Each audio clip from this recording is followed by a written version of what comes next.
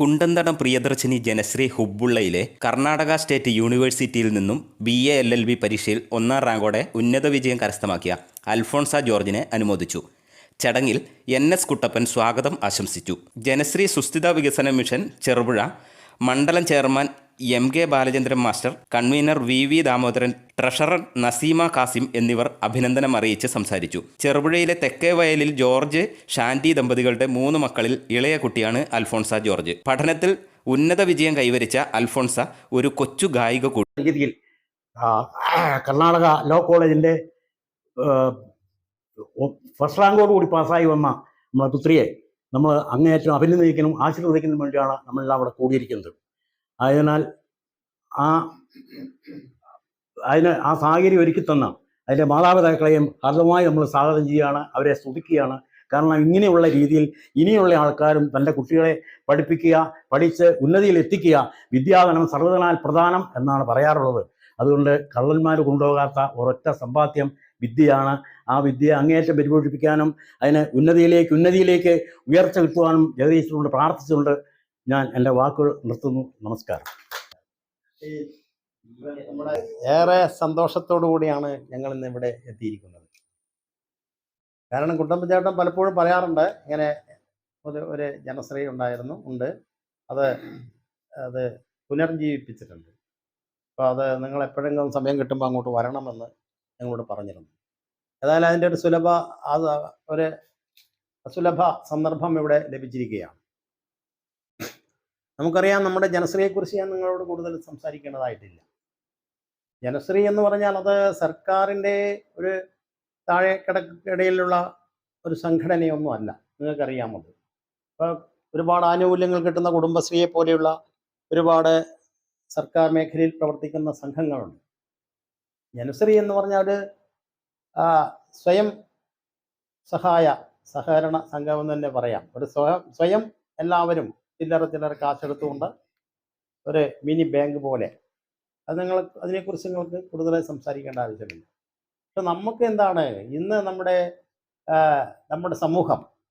സമൂഹം ഇന്ന് ഒറ്റപ്പെട്ടുകൊണ്ടിരിക്കുകയാണ്. ആളുകളെല്ലാം ഒരു അടുത്ത വീട്ടിൽ ആരാണ് താമസിക്കുന്നത് എന്ന് നമുക്കറിയില്ല. എല്ലാം ചുറ്റുമതിലുകളെ കൊണ്ട് വലിയ ബംഗ്ലാവ് കിട്ടി അതിൻ്റെ അകത്തുള്ള വാസമാണ്. അപ്പം ജനശ്രീയെ പോലെയുള്ള സംഘടന കാണിക്കുന്നത്, അത് കൊണ്ടുവരുന്നത്, അതിൻ്റെ മെയിൻ ഉദ്ദേശം എല്ലാവരെയും ഒന്ന് ഏകോപിപ്പിക്കുക, സമാന മനസ്സുള്ള എല്ലാവരെയും ഒരു കുടക്കീഴിൽ അണിനിരത്തുക. അവരെല്ലാം ഭയങ്കര സമർത്ഥന്മാരാണ്, നല്ലോണം പഠിക്കുന്നവരാണ്, പാരമ്പര്യമാണ്. ശരിയാണ്, അതെല്ലാം ഒരു പരിധി ശരിയാണ്. സാധാരണ സൈക്കോളജിയിൽ പറയുന്നത് ഒരു കുട്ടിയുടെ ബുദ്ധി മാപനമുണ്ട്. അത് ഇവർക്കറിയാം, ബുദ്ധി അളക്കാനുള്ള ഒരു അളവ് കോലുണ്ട്. BEd എല്ലാം പഠിച്ചവർക്കൊക്കെ മനസ്സിലാവും. ഈ ട്രെയിനിങ് ജോലികളുണ്ട്, ഗവൺമെൻറ് ജോലികളും അതൊക്കെയാണ് അല്ലേ.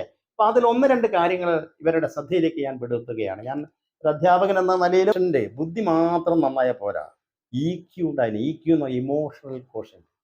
നമ്മൾ ആരോടും ഒരു കാരണവശാലും ചീത്ത പറയാൻ പാടില്ല, നമ്മുടെ വൈകാരികമായ ദേഷ്യപ്പെടാൻ പാടില്ല, ആരെയും മോശമായ വാക്കുകളെ കൊണ്ട് വേദനിപ്പിക്കാൻ പാടില്ല, പ്രത്യേകിച്ച് മാതാപിതാക്കന്മാരെ, ഗുരുജനങ്ങളെ, അടുത്തുള്ളവരെ. അതിൻ്റെ ഇടയിൽ ഞാൻ ഒന്നും കൂടെ പറഞ്ഞ് വേഗം നിർത്തിക്കോളാം. പണ്ട് ഒരു അധ്യാപിക ഒരു കുട്ടിക്കും കടലാസ് കൊടുത്തു, നിങ്ങൾ പേനയും കൊടുത്തിട്ട് പറഞ്ഞു, നിങ്ങൾ ഒരു കുറിപ്പ് എഴുതണം, നിങ്ങളൊന്ന് എഴുതണം എന്ന് പറഞ്ഞു. എന്താണ് എഴുതേണ്ടത്? എല്ലാവരും കടലാസ് എടുത്തു, പേന എടുത്തു. 10-25 കുട്ടികളുണ്ട്. എന്നിട്ട് പറഞ്ഞു, നിങ്ങൾക്ക് ആരെ പോലെയാകണം. നോട്ട് എഴുതാൻ പറഞ്ഞു. നിങ്ങൾക്ക് ആരെ പോലെയാകണം. ഒരുപാട് മഹാന്മാരുണ്ട്. ആരെ പോലെയാകണം? എന്താകണം?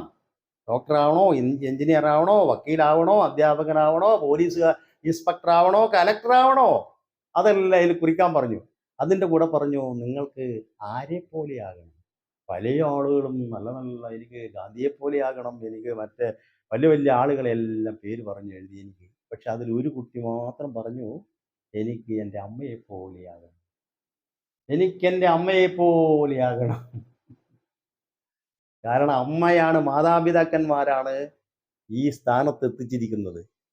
ഈ സ്ഥാനത്ത് ഈ LLBക്ക് ഫസ്റ്റ് റാങ്ക് ക്ലാസ്സിൽ വാങ്ങിക്കാനുള്ള എല്ലാ ചുറ്റുപാടുകളും ആക്കി തന്നത് നമ്മുടെ പ്രിയപ്പെട്ട മാതാപിതാക്കന്മാരാണ്. ഞാൻ ചുരുക്കി പറയാം, ആ കുട്ടി പറഞ്ഞു, എനിക്ക് എൻ്റെ അമ്മയെ പോലെയാകണം. അമ്മ അത്രയും സ്നേഹിച്ചിട്ടുണ്ട്, അമ്മ അത്ര എല്ലാ കാര്യങ്ങളിലും അമ്മ ഇടപെടാറുണ്ട്, പറയേണ്ടത് പറയും എല്ലാ കാര്യത്തിലും. ആ ക്ലാസ്സിൽ ഈ ടീച്ചർ ഈ കടലാസ് ഉയർത്തിപ്പിടിച്ചിട്ട് പറഞ്ഞു, എന്താ ഈ കുട്ടിയെ കണ്ട് പഠിക്കൂ, സ്വന്തം അമ്മയെ പോലെ ആകണമെന്ന് നിങ്ങളിൽ ആരെങ്കിലും എഴുതിയിട്ടുണ്ടോ? ആ കുട്ടിയുടെ മനസ്സിൽ അമ്മ എന്നുള്ള പ്രതീകം, അച്ഛൻ അമ്മ എന്നുള്ള ഇതാണ്. ആൽഫോൺസ ജോർജിനെ വ്യക്തിപരമായി അഭിനന്ദിക്കുന്നു. പിന്നെ അതുപോലെ തന്നെ ഈ പരിപാടി സംഘടിപ്പിച്ച് ഞങ്ങളെയൊക്കെ വിളിച്ചതിന് അതിൻ്റെ ചെയർമാൻ ഉൾപ്പെടെ ഇല്ലവരെ എല്ലാം അഭിനന്ദിക്കുകയാണ്. ഞാൻ ചെറുപ്പം മുതൽ തന്നെ ഒരുപാട് അനുമോദനങ്ങൾ കണ്ടു വളർന്ന ഒരാളാണ്. എൻ്റെ ചേട്ടൻ്റെ ഇതിൽ നിന്ന് ഭയങ്കരമായിട്ട് ഇൻസ്പയർഡ് ആയിട്ടുണ്ട്. പക്ഷെ അപ്പോഴൊന്നും ആലോചിച്ചിട്ടില്ല ഇങ്ങനെ ഓരോ കുഞ്ഞു വേദികളും എനിക്കും പങ്കിടാൻ പറ്റും എന്നുള്ള കാര്യം. അപ്പോൾ അന്ന് അങ്ങനെ ഒരുപാട് കുഞ്ഞു വേദികളുടെ ഭാഗമാവാൻ സാധിച്ചതിൽ അന്ന് ആലോചിക്കുമായിരുന്നു, ഓക്കെ വലുതാവുമ്പം എനിക്കും എങ്ങനെയെങ്കിലും ഒരു തവണയെങ്കിലും എല്ലാവരുടെയും മുമ്പിൽ നിന്ന് സംസാരിക്കണം. ഒരു തവണ എൻ്റെ പപ്പയും അമ്മയാണ് ആൻഡ് എൻ്റെ ചേട്ടനും ചേച്ചിയും. ഒരുപാട് താങ്ക്സ്. ഇവിടെ വന്ന എല്ലാവരോടും ഒത്തിരി നന്ദി, ഒരുപാട് സന്തോഷം, ഒരുപാട് സ്നേഹം. പിന്നെ സാറ് പറഞ്ഞ പോലെ അധ്യാപകർ നമ്മുടെ ജീവിതത്തിൽ ഏറ്റവും അധികം നമ്മളെ സ്വാധീനിക്കുന്ന ഒരു വ്യക്തികളാണ്. കാരണം എൻ്റെ ഇപ്പോഴത്തെ ഒരു വിജയം പപ്പയ്ക്കോ അമ്മയ്ക്കോ അല്ലെങ്കിൽ എൻ്റെ വീട്ടിലുള്ള ആൾക്കാർക്കോ മാത്രം ഉള്ളതല്ല. എൻ്റെ ടീച്ചേഴ്സ് ഡെഫിനറ്റ്ലി അവരും ഭയങ്കരമായിട്ട് ഡിസേർവിങ് ആയിട്ടുള്ള ആൾക്കാരാണ്. എനിക്ക് 2 ടീച്ചേഴ്സ് ഉണ്ടായിരുന്നു എൻ്റെ കോളേജിൽ ഫേവറേറ്റ് ആയിട്ട്. അവര് രണ്ടുപേരും അതേ കോളേജിൽ എന്നെ പോലെ തന്നെ റാങ്ക് എടുത്ത് PGയും ചെയ്ത് ഇപ്പൊ അവിടുത്തെ ടീച്ചേഴ്സാണ്. സോ അവര് ആ കാണിച്ചു തന്ന അവരുടെ കയ്യിലുള്ള ആ ഒരു ഗോൾഡ് മെഡൽ അതായിരുന്നു എപ്പോഴും എൻ്റെ എല്ലാവരോടും ഒരുപാട് നന്ദി, ഒരുപാട് സ്നേഹം, ഒത്തിരി സന്തോഷം. ദർശിനിയുടെ ഈ യോഗത്തിൽ എത്തിച്ചേർന്ന നമ്മളെ വിശിഷ്ടാതിഥിയായി വന്ന ബാലേന്ദ്രൻ മാഷ്ക്കും താമരക്കും നസീമ അവർക്കും ആദ്യമായി നന്ദി പറഞ്ഞുകൊള്ളുന്നു. പിന്നെ നമ്മൾ ഇവിടെ ഇത് കൊടുക്കാൻ പ്രോത്സാഹനം ഷീൽഡ് കൊടുക്കാൻ നിന്ന അൽഫോൺസ അവർക്കും ഈ യോഗത്തിൽ നന്ദി അർപ്പിച്ചുകൊള്ളുന്നു. ഇലക്ട്രിക്കൽ ഗൃഹോപകരണങ്ങളുടെ തകരാറുകൾ നിങ്ങൾക്ക് തലവേദന സൃഷ്ടിക്കുന്നുവോ? എന്നാൽ ഇനി മുതൽ ഒരു ഫോൺ കോളിൽ പരിഹാരം. Home Tak space and services, Cherupuzha. Residential and commercial air condition, refrigerator, washing machine, inverter, water filter, water heater, mixie, fan, stove, solar water heater തുടങ്ങിയ എല്ലാ ബ്രാൻഡുകളിലുമുള്ള ഉപകരണങ്ങളുടെ സ്പേസും സർവീസും ഹോം ടാക്കിൽ. ഗൃഹോപകരണങ്ങളുടെ സമ്പൂർണ്ണത വിശ്വസ്തയോടെ എന്നും നിങ്ങൾക്കായി. Home Tak home appliances, space and services, Pulingome road, Cherupuzha.